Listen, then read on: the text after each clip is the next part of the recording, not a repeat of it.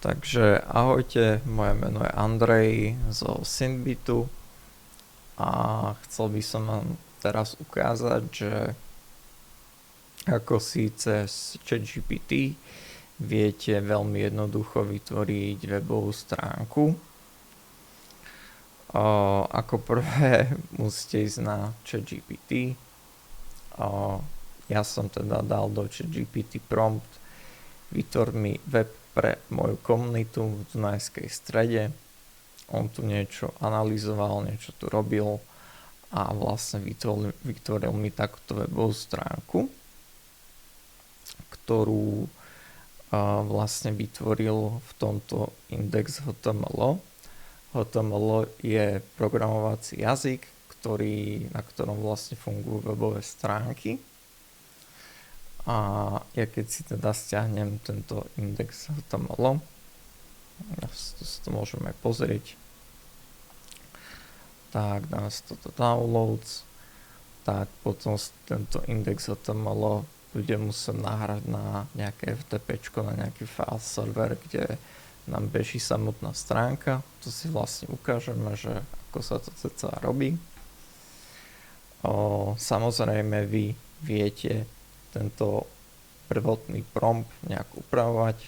Poviem, že ak sa mi povedzme, že nepáčia farby, tú zelenú zmení na žltú, alebo zmení nejaký text, tak on vlastne tento prompt, ktorý robí, tak on vám vie ho ako keby upraviť. Čiže ja keď mu poviem, že zmeň zelenú farbu na žltú, tak on potom vlastne nejakým spôsobom upraví ten prvotný index a ten index potom vlastne môžeme vložiť na tú stránku.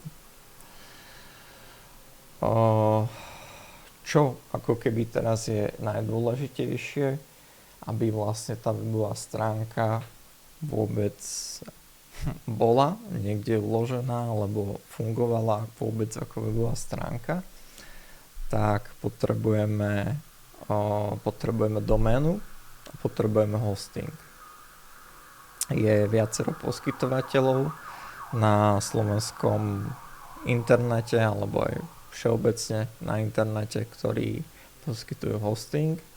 Jeden z najpopulárnejších je WebSupport. Do WebSupportu, ak si napríklad dám, že komunita.ds.sk, tak táto doména je obsadená, ale len z dôvodu nejakej ukážky, tak vám ukážem, že ako to vlastne cca vyzerá. A teda vidím, že doména je obsadená, ale môžem si kúpiť nejakú alternatívu tých domén. Ja všeobecne odporúčam, ak teda je to doména pre slovenský trh, aby ste tam dávali nejaké EU domény, com domény, store, neviem čo. Proste ak je to doména na slovenský trh, tak proste musí tam byť .sk. Takže doména je obsadená, ale ja z dôvodu nejakej ukážky teda dám si, že komunita.ds.store. Tu už som niečo robil v minulosti, takže toto je vlastne prvá vec, že máme doménu a teraz si musíme kúpiť hosting, kde budú tie samotné súbory uložené. Ak máte že len jednoduchý index, proste veľmi jednoduchú stránku, stačí vám tento simple za 2,99, dáte chcem si objednať. A teraz vlastne v košíku tak vidím, že mám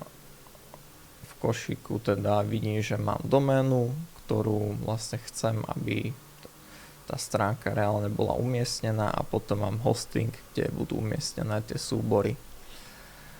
Ak si to celé zaplatím, tak potom uvidím v administrácii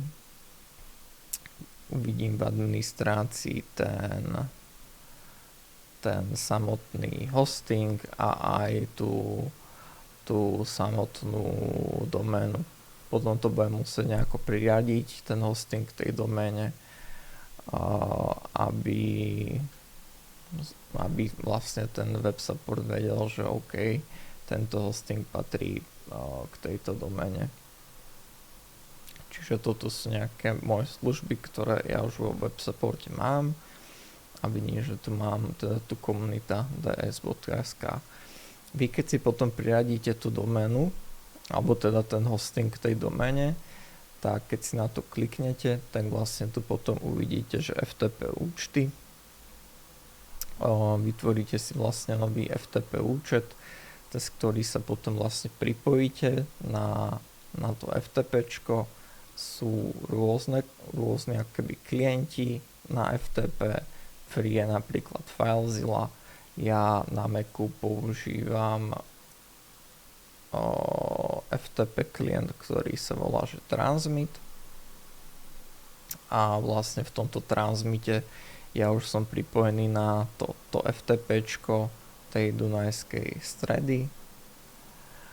A teda vidím, že ChatGPT zmenil tú zelenú na žltú, takže stiahnem si nový tento index. A čo urobím, tak otvorím si Transmit, teda ten FTP klient a tento index. Pozor, musí sa to volať index bez týchto jednotiek, čiže proste index.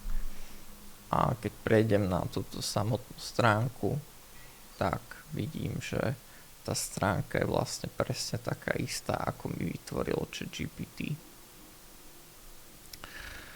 Takže tento formulár nepôjde, pretože HTML nevie posielať formuláre, na to budete potrebovať nejaké PHPčko, nejaký serverový klient, to je už také komplikovanejšie, ale vlastne nejaký prvotný základ máte, čiže takto, nejakým takýmto spôsobom si viete cez ChatGPT a cez nejaký web support alebo host creator, WebGlobe vytvorí nejakú základnú stránku pre váš biznis.